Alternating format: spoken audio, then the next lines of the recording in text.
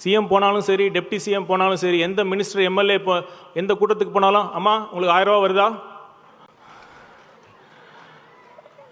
அம்மா உங்களுக்கு கிடைக்குதா, வரலன்னா சூப்பர், இதுதான் திராவிட மாடல் ஆட்சிம்பாங்க. வரலையா பேர் கொடுங்கம்மா, சரி பண்ணிடுறோன்னு. இலவச பஸ், பெண்களுக்கு 1000 ரூபா, பள்ளி மாணவிகளுக்கு மாதம் 1000 ரூபாய். இந்த இலவசங்களை தவிர அவங்க உருப்படியாக ஏதாவது திட்டம் பண்ணியிருக்காங்களா? இது ஏதோ திமுக அவங்க கட்சி சார்பாக அவங்க நிதியிலிருந்து அவங்க திமுக கோடி கோடியாக வச்சிருக்காங்களா, அவங்க அறக்கட்டளையில் அந்த பணத்திலேருந்து கொடுத்தா நீங்கள் போய் அது பெருமையாக நீங்கள் சொல்லிக்கலாம். அரசு வரி பணத்தில் நீங்கள் கொடுத்துட்டு கொஞ்சம் கூட வெக்கமே இல்லாமல் நீங்கள் கொடுத்துட்டோம் இலவசங்களை கொடுத்துட்டோன்னு சொல்லி பெருமைப்பட்டுக்கிறீங்களே, இது கொஞ்சமாக உங்களுக்கே அழகா இருக்காது?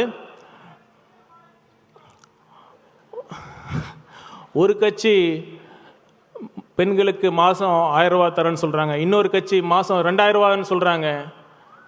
இதுக்கு எங்கே முடிவு? இப்போ சமீபத்தில் பார்த்தீங்கன்னா பீகார் எலெக்ஷன் அப்போ அரசாங்கமே 10,000 ரூபாய் அவன் அக்கௌண்ட்டில் போட்டிருக்காங்க. மக்கள் நம்ம நல்லா சிந்திக்கணும். இந்த இடத்துல நான் ஆணித்தரமாக பதிவு செய்ய விரும்புகிறேன். இலவசங்கள் யார் யாருக்கு தேவையோ கண்டிப்பாக அவர்களுக்கு கொடுப்பது ஒரு அரசாங்கத்தின் கடமை. ஆனால் இதை வைத்து அரசியல் செய்வது ஜனநாயகத்திற்கு பெரிய அச்சுறுத்தலாக இருக்கும்.